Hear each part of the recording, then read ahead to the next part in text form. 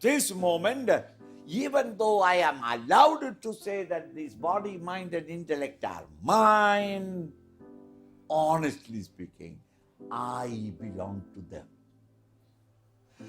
I'm an utter slave. The local constitution may give you all the freedom. It is the freedom of the slaves. None of us is free. All of us are utter silent slaves, hapless slaves, miserable slaves to our own physical, mental and intellectual persecution. See? If once a mind has to turn, you cannot, it is not possible for us to stand apart. We are whipped by the mere mind.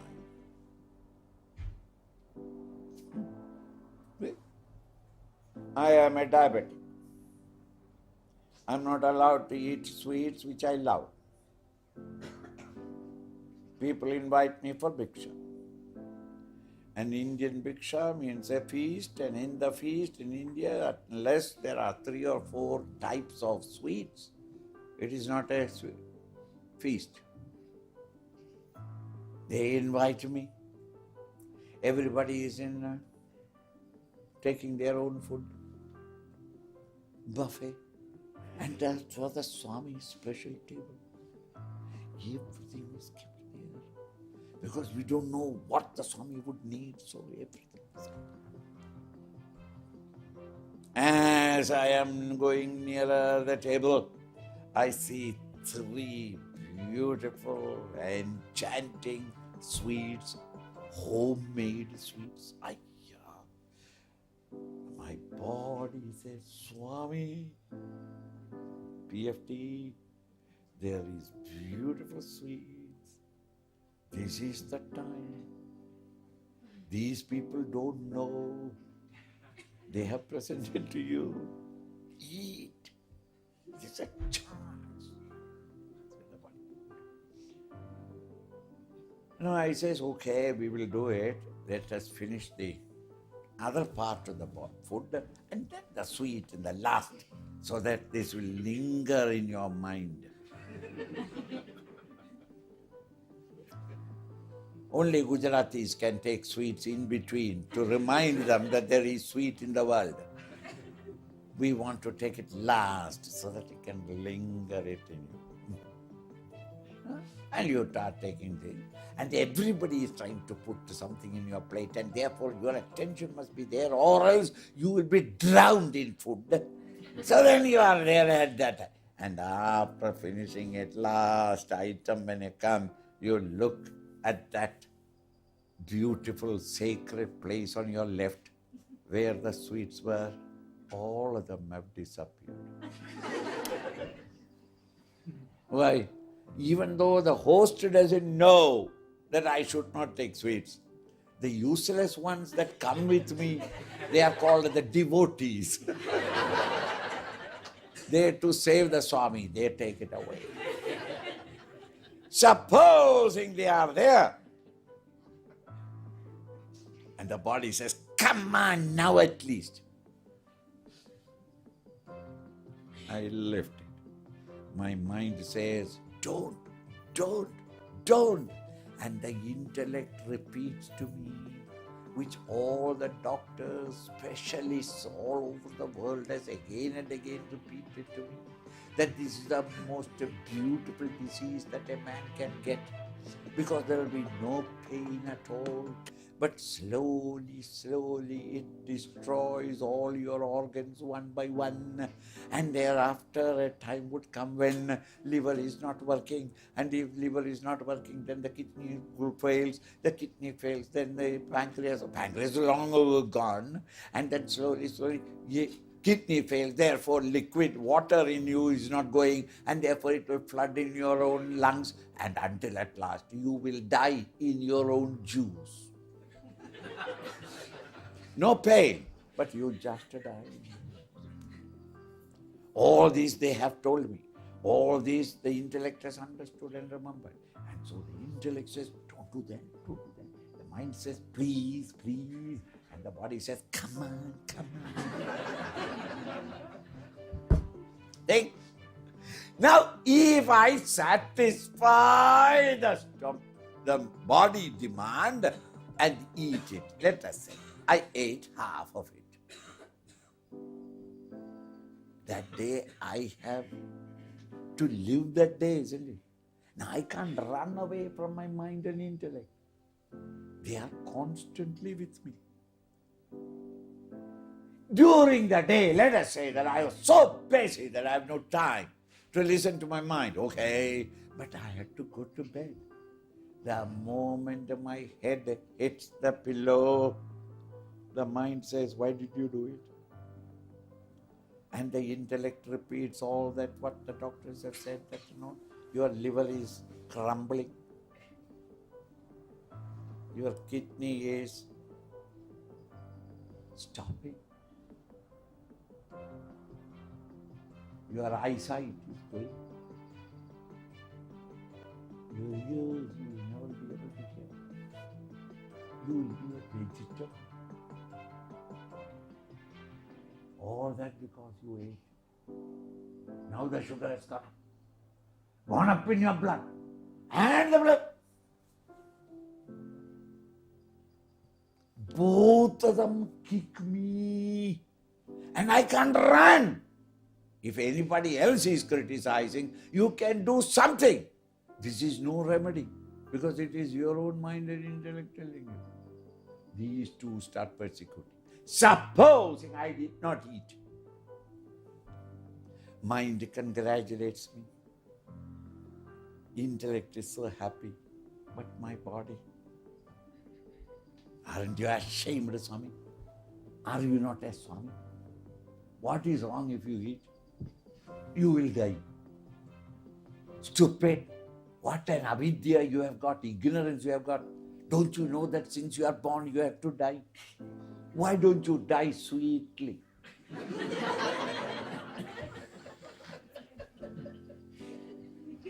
What is wrong? You should have it and should have. So, if I don't eat, body criticizes. If I eat, mind and intellect together as a combination. Anyway, I get the whip. Think. What can I do? This, I am giving one example. You know all examples. That girl, that drink, that party, anything, that house, that property. The body wants it, the mind wants it, or the intellect wants it, and then the other two says no. The mind wants it. Ayyo, that beautiful house. The intellect says no, it's very costly. And the physical body says the present house is quite all right. The mind, you are always like that. You will never do anything that I want. You are unsympathetic. You have no imagination. If I got that house, this house, what are you going to get even if you sell it? But that house, after 3 years, it becomes so... That is a beautiful place and beautiful house, and therefore prices will go up, and then you can put the whole money, $1 million in the bank. All because my advice you follow. Let us purchase that. Is it not? Thus, be persecuted by the BMI and the tantalizing, engaging, beautiful, enchanting objects of the outer world. The poor fellow the individual has no peace of mind, buffeted by these two.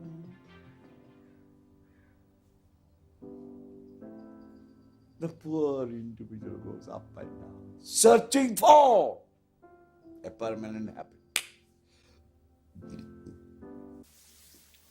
When thus the great acharyas found that, they gave the prescription, go beyond the BMI and reach the goal, the destination, the acme of evolution. The God state is all blissful, all perfect. Then he found that the people are not able to. Naturally, therefore, then the trouble started, the inquiry started. What gives the BMI such a might and power that they can persecute me? They belong to me, but I have no control over them at this moment. When a vehicle, these are my vehicles, for me to express in the world outside. When a vehicle is not under your control, it is better not to drive, isn't it? A motorcycle or a car, if it for a single split moment go out of your control, it's called skidding. You know the tragedy?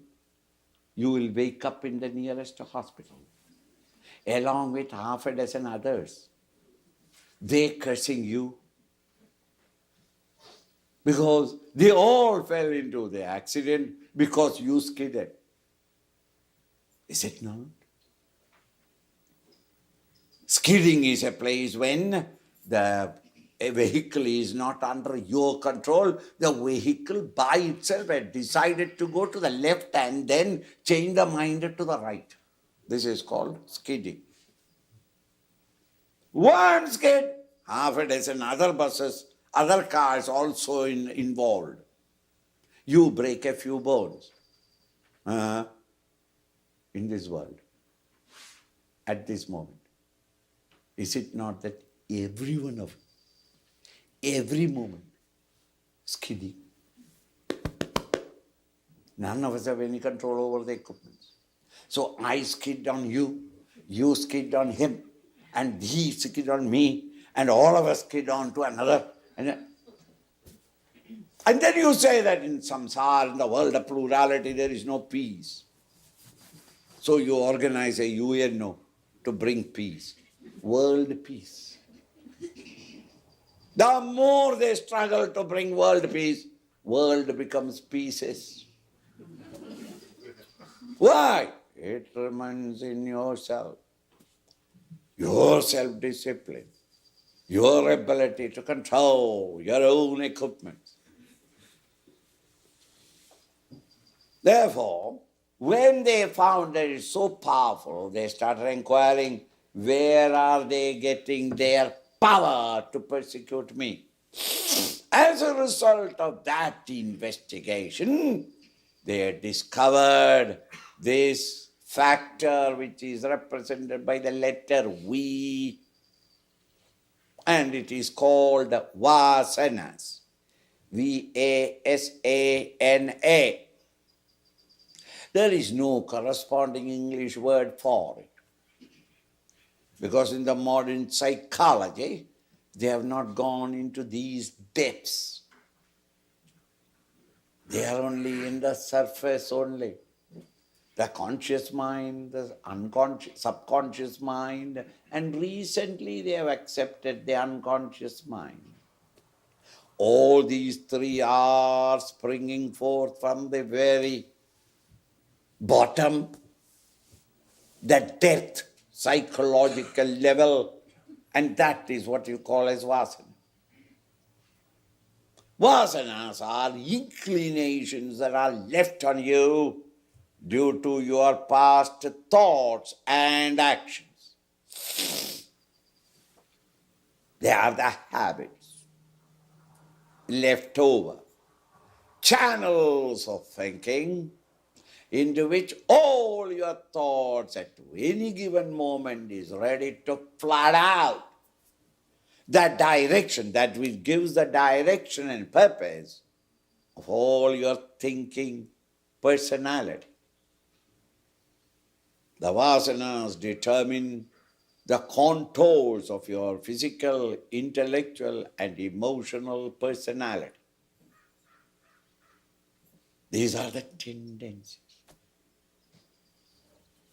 gathered by each one of us as we came along the avenue of time in our march of evolution.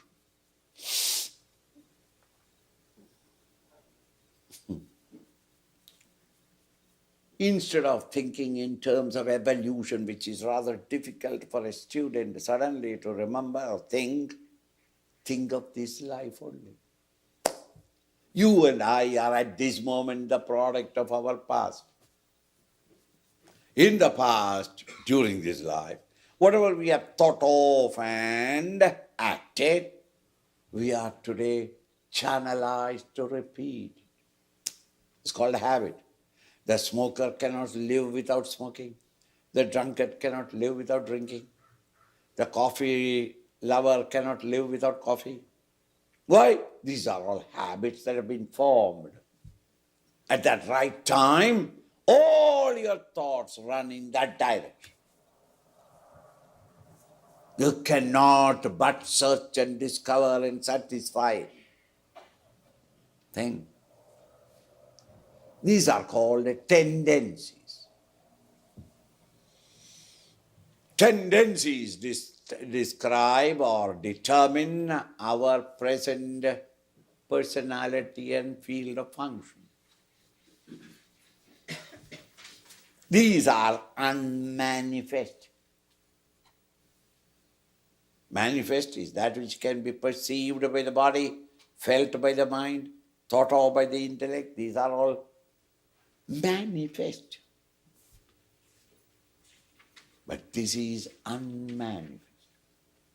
Just as unmanifest flowers in that flowering bush in winter or in deep summer, the flowers are not there. But when the springtime comes, all the unmanifested flowers bloom forth.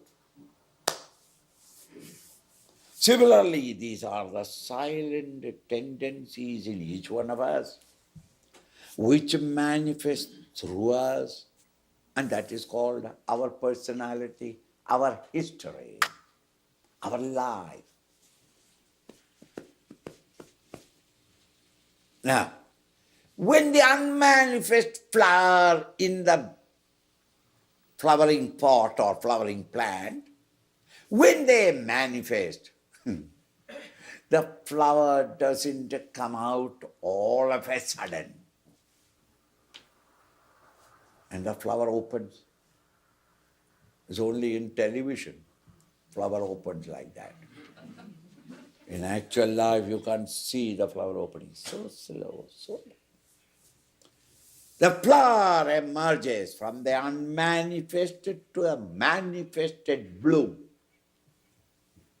in various stages of expression. First it becomes a bud, and then the bud slowly opens on the top, and then slowly in another 2-3 days' time it opens up. See?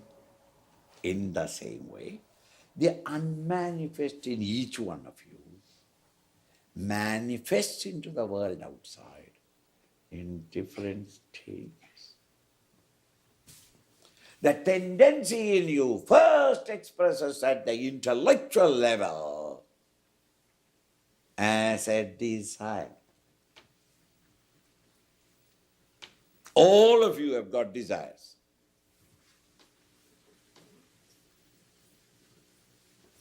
Don't you say that, no, Swamiji, I have no desires. If you have no desires, lie down there. We will attend to your funeral as soon as this talk is over. Only in the funeral ground or the burial ground you can say that there is no desire in the dead body. So long as you have a manifestation, there will be desires. Why? You are manifested because of the vasanas. The vasanas are to express. The desires will be in all of us. If 3 or 4 friends have come to your house and you are a very loving and hospitable host, came and sat down in the drawing room and the talk started. At that time, my wife comes into the room That is the fashion nowadays. What will you have, all of you? What will you have? Because this is the five-star hotel culture. In a five-star hotel, the bearer has to come and say, yes, sir, what will you have? Isn't it? And our homes also have become five-star hotel. What will you have? So then the five of you shamelessly would say, can I have some fruit juice? Yes. Can I have coffee? You don't hold coffee, I don't like it. Can you have tea? Yes. Coke. Everyone wants different things. The Hindu woman is so smart. She, a $10 million smile and she just goes and this. You start your discussion. International politics, which you know nothing. Economics and finance, you know still less. You go on discussing, making noise, that is all. At that time, she comes with a tray. Another $5 million smile and shivering, and go to each individual. And each individual is given $1 million. And the fellow looks at it and takes a glass. Everybody takes. What? No house has got all these. Fruit juice, and then a tea, then coffee, and then somebody else wants a Coke. Somebody, there's nothing. There is Coke and orange, let us say. So the orange juice, 4 or 5 glasses, 2 3 glasses of Coke. And you are not allowed to look at the glass because it's smiling so beautifully.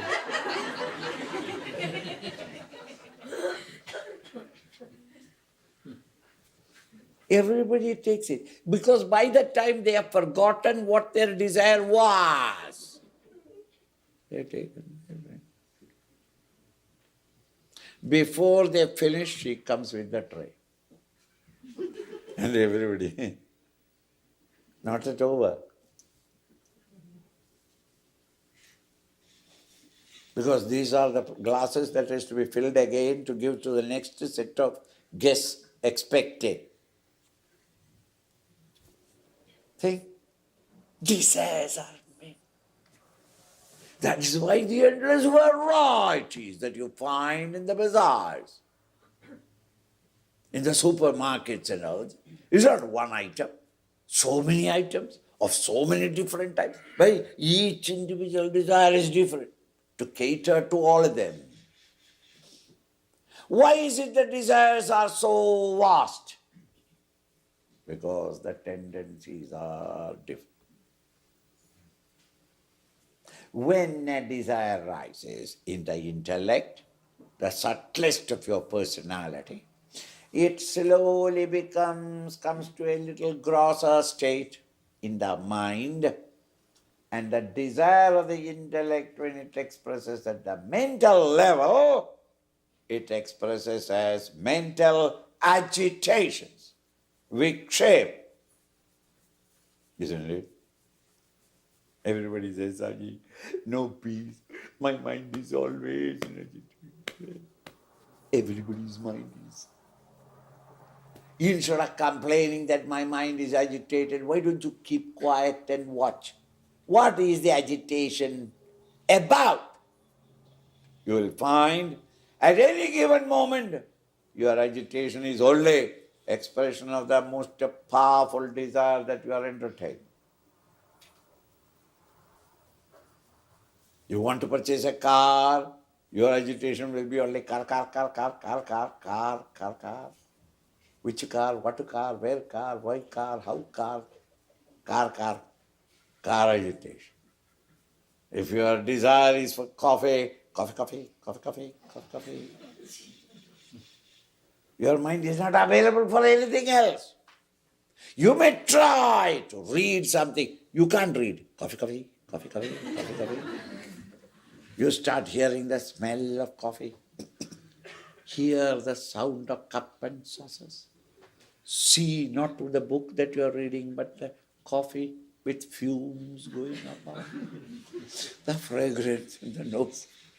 And at last, you have to get up from there, get a coffee wherever it is available, by fair means or foul means. And once the coffee has come, the mind is available for any work. Very often, you get a cup of coffee, keep it there and start your work. And you are so immersed in the work, because the mind is available, you forget that there is a coffee. Haven't you seen that after 1 hour or 1.5 hours, you see the dead coffee sitting there? And have you not drunk that dead coffee? Because after all, I paid for it. That your stomach becomes the garbage can. Pour it there. Isn't it? Cigarette. As you are working in the typewriter, you feel cigarette. You keep it in the ashtray and go on typing. And your typing becomes continuous until at last the whole cigarette has become one piece of ash. Have you done it? It's not that the system wants coffee. It's not that the body wants cigarette. But that desire created the agitation. The agitation is satisfied because I lighted a cigarette. Then the mind is available for my work. And when I once enter into the work, the joy of work, I forget it. Until the next time the desire comes, cigarette. Oh yes, where is my cigarette? Oh, no, the whole thing is burnt up. You light another one and keep it there. Same tragedy happens very often. That is to say, the vasana expresses at the intellectual level as desire. The desire in the intellect, when it expresses the mental level, it becomes agitations. Agitations of the mind, when fully manifest outside at the body level, are called your actions. See? Now the vasana for breakfast, the desire has already started. After another 20 minutes or 10 minutes, you start feeling that, what is it, the Swami is not living at all. And you don't listen to me at all. Breakfast. And when I leave you, where will you go? Directly. Every action is like that. Every action. You go towards it. And that is the full expression of the vasana. So if the vasanas are good, your actions must be good. Why? Your desires will be noble, your thoughts gracious, naturally your actions saintly. Why? Your tendencies are good. If the tendencies are bad, vulgar desires, criminal thoughts, murderous activities. So when you judge another man and say that he is a sinner, he is a dirty fellow, please, you don't know the mechanism. Have sympathy with him. He is a product of his past. That is why Jesus so lovingly says, hate not the sinner, hate the sin. The sinner, like a patient, is helpless, but hate the disease, hate that the sin, the wrong tendency in him, but he cannot but express it. Think.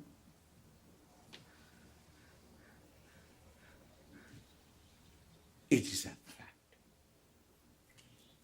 Not only in the quality of your desire, vasanas determine the quality of your personality, but also the quantity of vasanas that you have brought with you. You are born with the vasanas. into vasanas. We discussed it in the Gita, 17th chapter, 18th chapter. The quantity may be more. So if there are more vasanas, each vasana has to come to a desire, and therefore a platoon of desires, one after another, erupting. And each desire must have agitations. So your mind is in a storm at all times. Can't even sleep without some yellow and blue pills. Why? To sleep. I can't sleep. Why can't you sleep? My mind is very dynamic. Meaning what? Too much of agitations. Why? So much of desires. And such an individual, each of those agitations to satisfy, you have to undertake some project or the other. It is such people who work 18 hours a day, 7 days of the week, running around the world, doing work and work and work. And people admire him, that this fellow came with $5 into this country, and today he has got 20 million, and he's got business here, there, and he is now going to open up in Indonesia. And by 35 or 40, we hear that he is dead. Why? His body could not stand that strain. Thrombosis, died. And everybody appreciates, what a dynamic man he was. So creative. He made so much, and nobody to look after it. Everything has gone collapsed. He himself buried. Think. Why is he that he is working like that? You can't stop him because of his vasanas.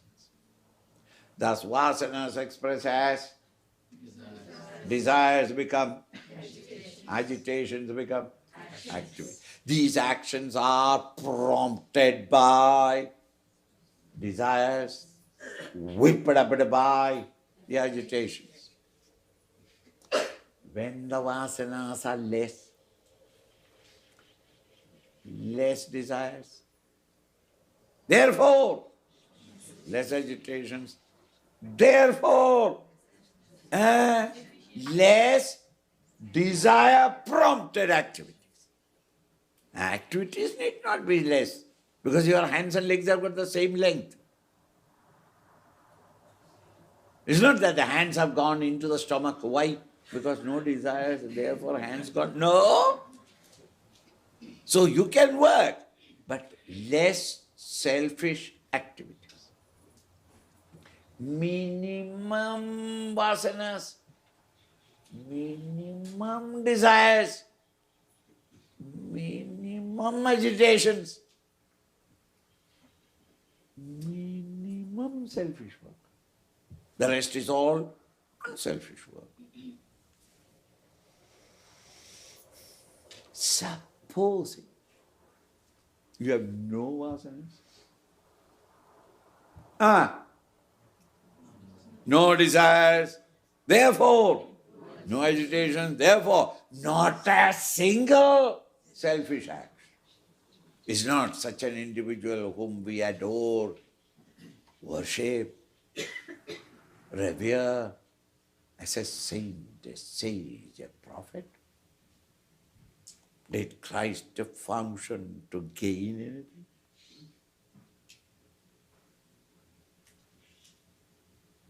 Did Buddha work in order to build a palace for himself? See? They want nothing, expect nothing, demand nothing, because they have no desire. And yet they are functioning in the world outside, expressing their infinite love for the world. See? We adore and respect and revere him as a God-man upon earth. This is not because all the average man knows all the philosophy. Instinctively sees a divine aura about. When the 400 million people in India calls him Mahatma Gandhi, it's not that he declared it and tried to publicize that he is divine. People started calling him. Why? They started seeing something divine about him, something adorable in him. And it is true. Because when there are no vasanas, there are no desires, no agitations. Agitation, desires are always regarding the world of voidity. When there are no desires and no agitations, the mind and intellect activity has ended. There where the mind's activity is ended, I, who thought myself to be the perceiver, feeler, thinker, comes to awake, released from the entanglements of the mind and intellect, comes to awake to realize the timeless, the permanent, the eternal, the immutable.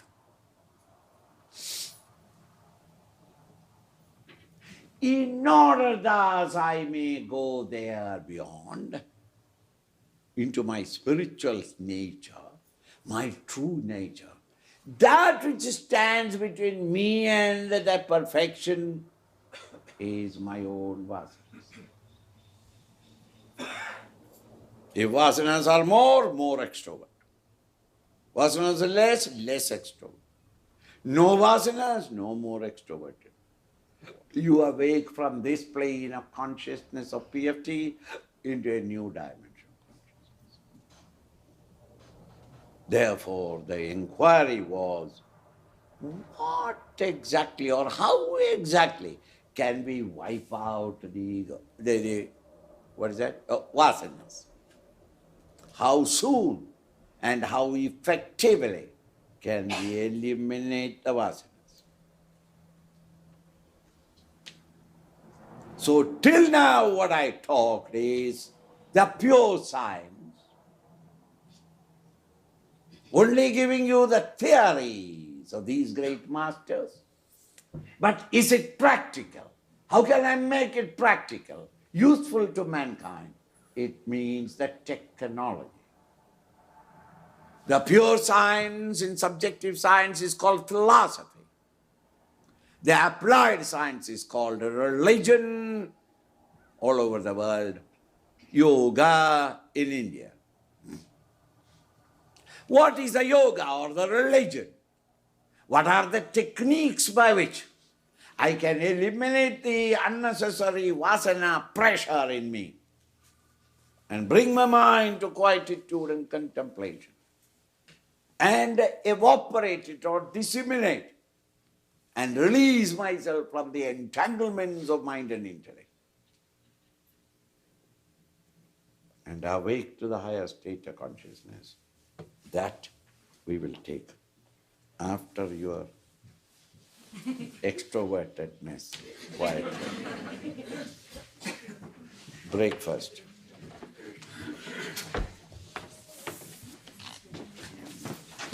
That there must be a life or some mysterious presence,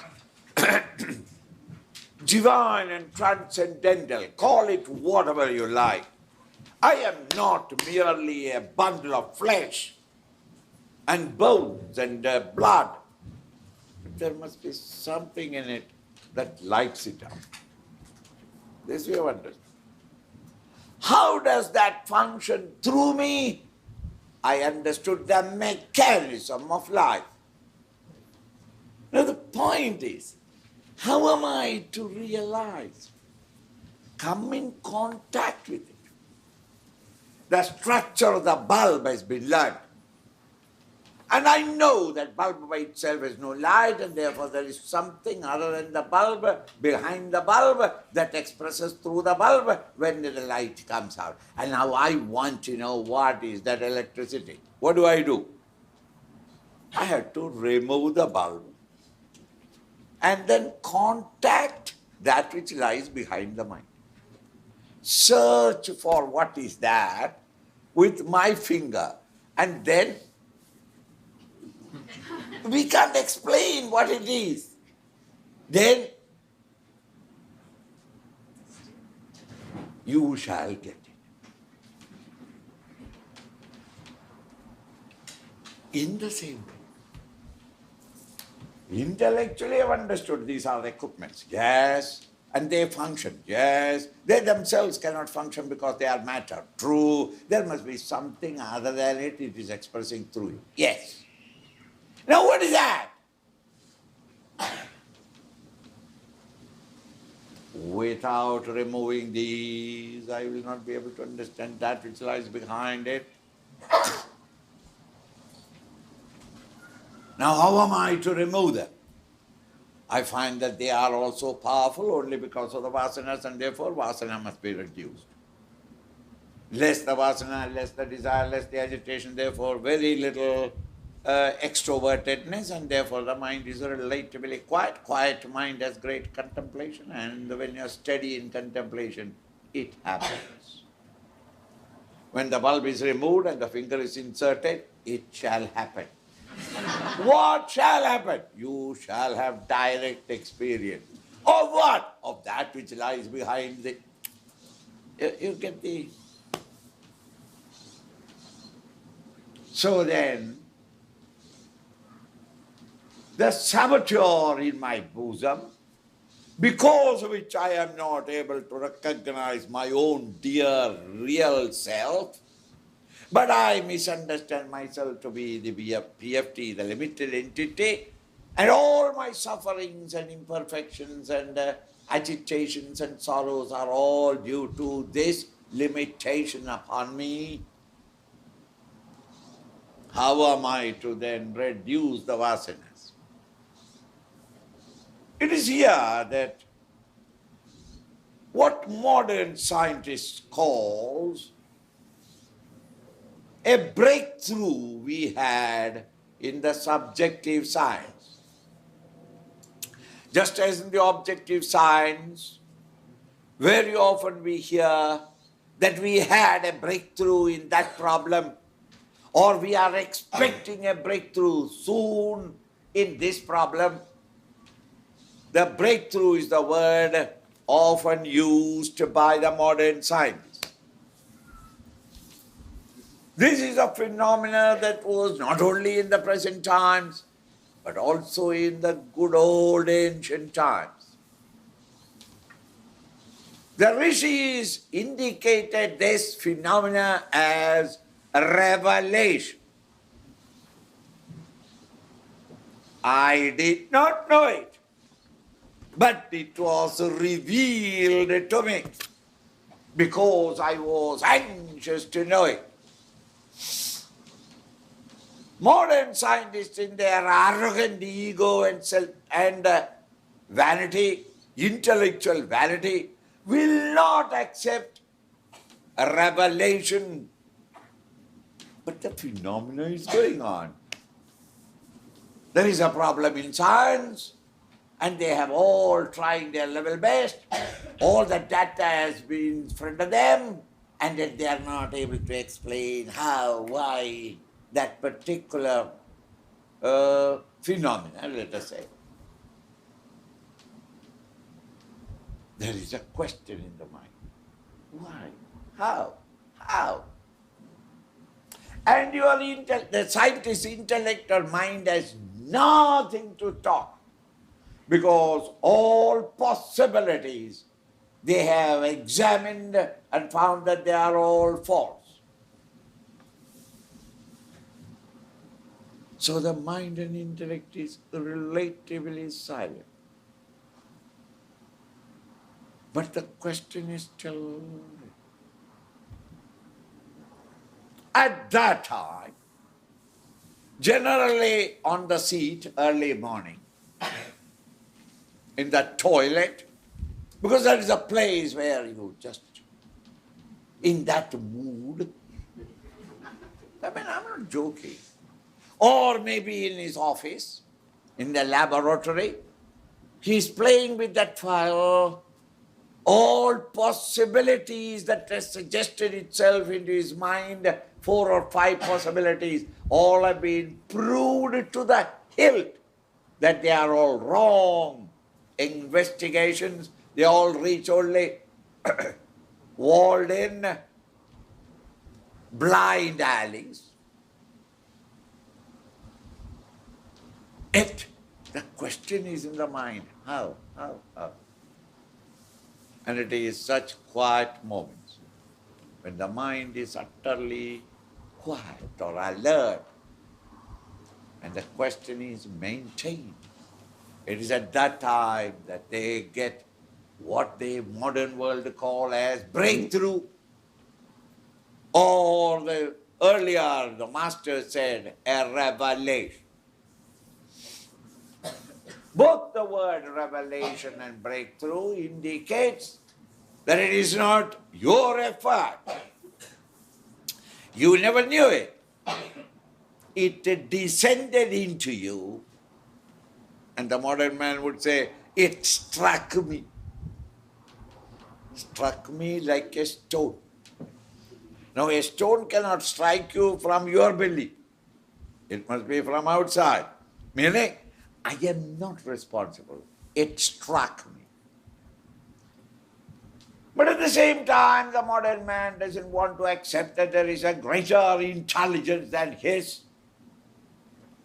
which can reveal to you the answers to your problems. They want to accept. So then they call it as breakthrough.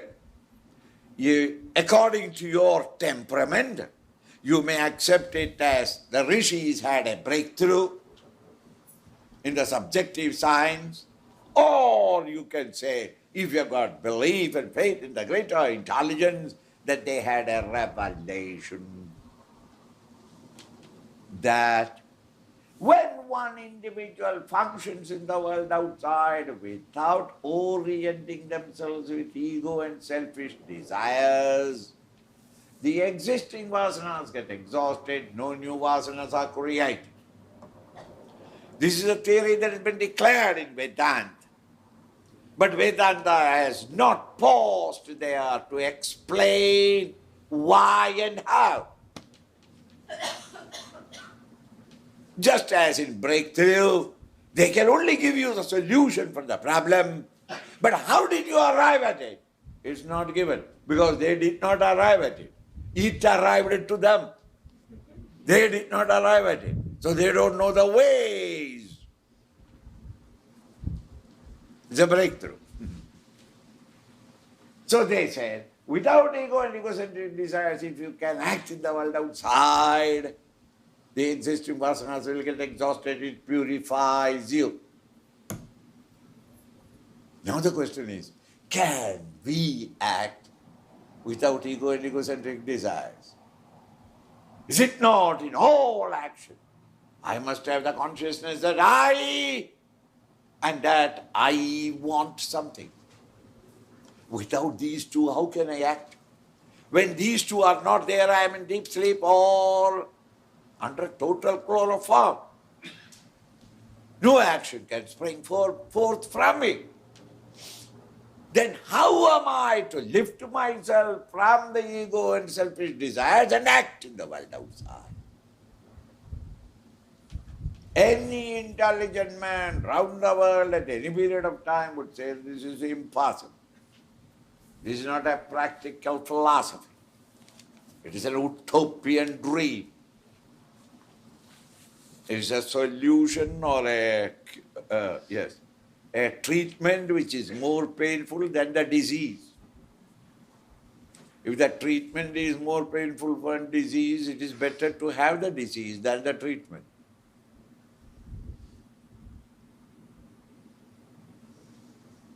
It is not so.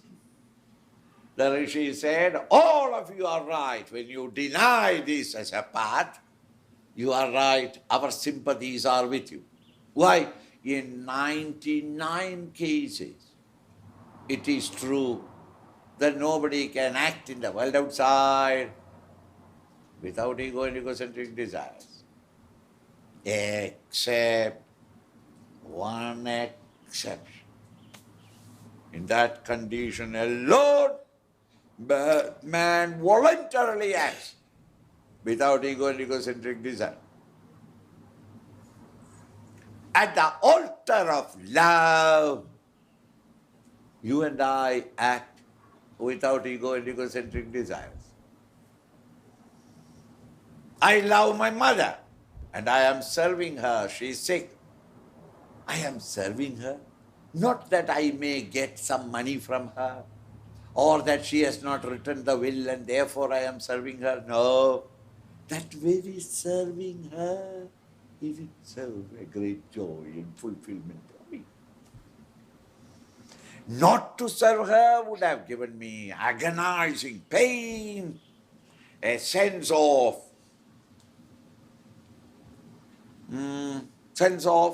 guilt.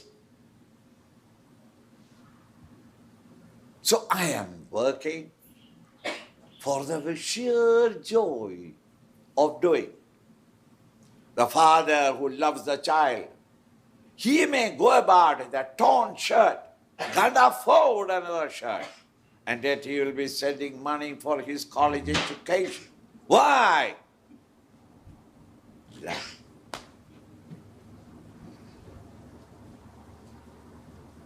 Thus, loving the Lord and acting in the world outside is the method by which the existing vasanas can exhaust. That is why in all scriptures, service of mankind or the community, the society, as a dedication unto Him, or as a worship of Him, dedicating to the Lord, act on in the world outside. In Gita it is said that thus worshipping me with your karmas, work in the world outside, is the noblest of all worship. Such an individual who does it, he is serving me the best.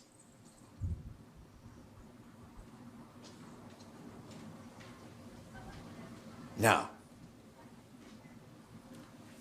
even though all of us have got BMI, everyone, no exception, yet we are different from each other because some of us are body oriented, some of us are emotion or mind oriented, and some few of us are highly intellectual type, rationally oriented. Mankind falls under these three types. And the fourth type I am not explaining. The fourth type is neither physical, nor mental, nor intellectual. They are personalities below par. We are taking normal, healthy human beings. They fall under these three categories. The body physically oriented, emotionally oriented, intellectually oriented. Naturally, therefore, these three types of people cannot be prescribed with one and the same method, technique. Just as one child of yours is interested in engineering, another in medicine, a third in music, you can't say that, no, all of you learn music. All of them learn engineering. It will never happen. So this wonderful idea, this or the Western religion, semestic religion, it's not true. One way, one God, one scripture. It is wonderful to hear. Good socially, to militant, to make it militant. But from the spiritual standpoint, it is detrimental and suicidal. Each individual must be given his freedom to bloom by himself. It's only because All of us are not of the same, similarly oriented personalities. To those who are physically oriented, who can never sit quietly, it's a surprising thing that you are all sitting quietly. Man finds it the most difficult to sit quietly. And your notebooks, if you look, you will find that you have never been sitting quietly.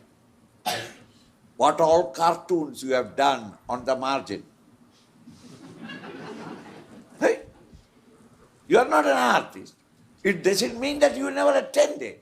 You attended, but your hand was going on cartooning. Even international conferences, they always supply you with paper and pencil. Not to take down notes, but to...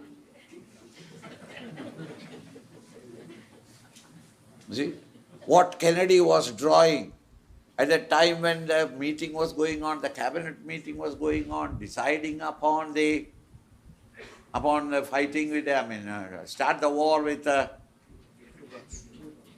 pig. What pig? Bay of Pig. You see, that picture is there in the New York. Go there and see in his exhibition. There is exhibited the backside of a young girl. He was drawing at that time. Not that his mind was there. His mind was in the problem that they are discussing. But his natural vasanas are coming out.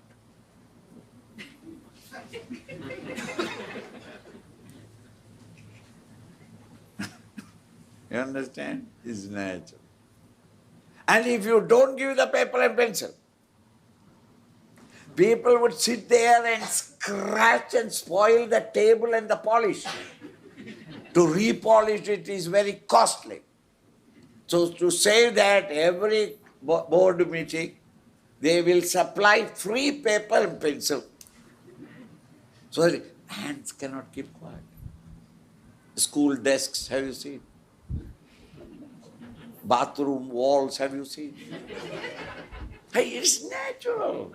There's nothing immoral about it.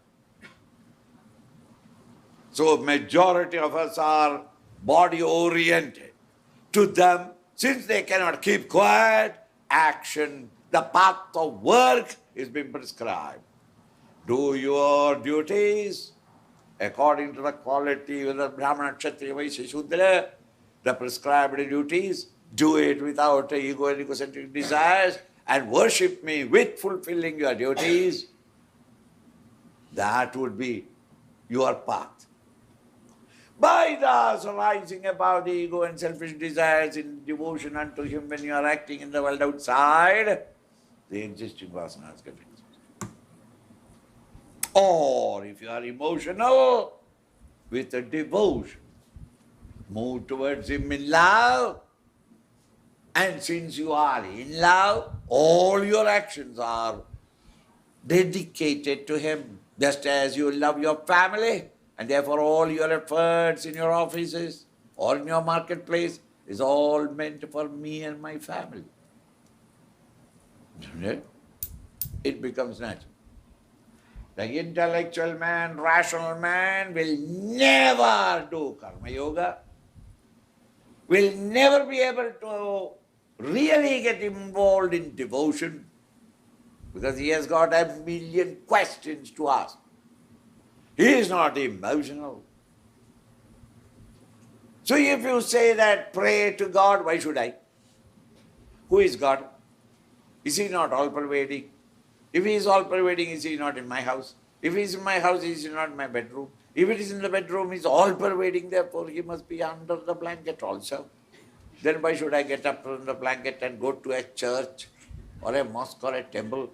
Is there more concentration of God there? Less 100 questions he asks, and you and I don't know how to answer, and therefore we say, you are an atheist. It is not. He is the greatest theist. He believes in Him, but he is seeking Not in your method, because his instrument is intellectual. He is rationally questioning you. For what? To understand.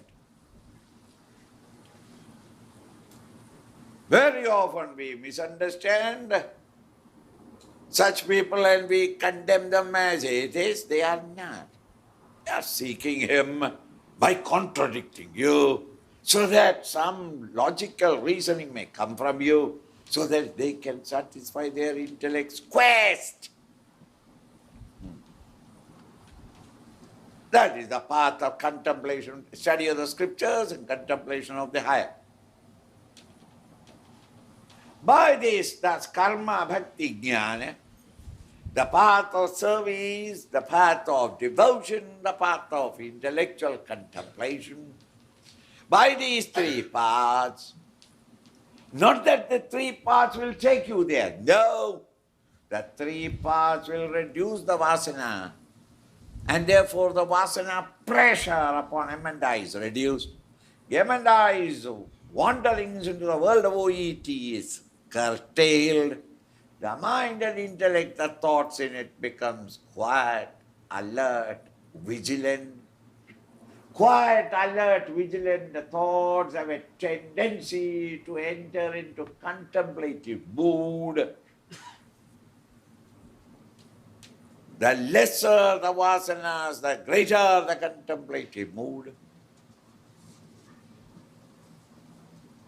And by that process you awake into the higher state. All these three paths have been discussed exhaustively in the Bhagavad Gita. The second chapter and the third chapter, fourth and the fifth chapters expounded the path of karma. The sixth, seventh, and eighth, and the ninth expounded the path of intellection. Chapter 12 onwards, the path of 12 devotion.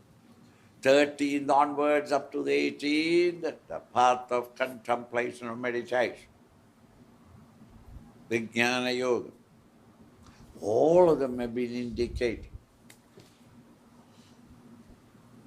Therefore, the Bhagavad Gita is being declared in the colophon in the end of every chapter. Iti Srimad Bhagavad Gitasu.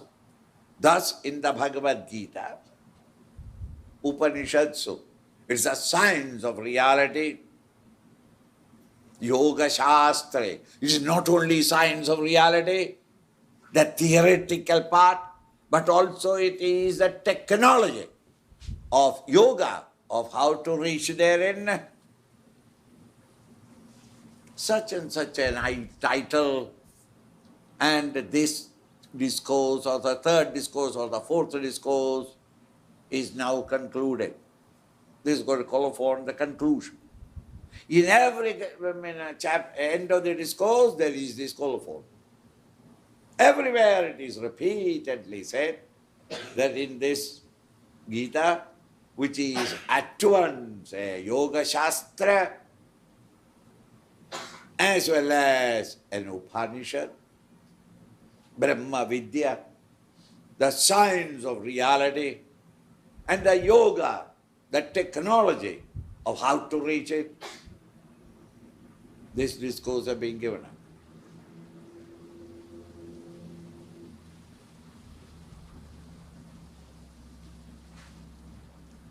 It is making use of this chart of BMI, PFT, OET. Once you have grasped this, you have got an entrance ticket into the halls of wisdom of the Bhagavad Gita temple of understanding. If you have not got a ticket, you are great crashing into it. At one point or the other, you will be caught and chucked out. You will jump out of the Bhagavad Gita because of the confusion that created in your mind. Once this chart is in your mind, everything, every line that has been said in the Bhagavad Gita can be pinned on to this knowledge and everything becomes clear.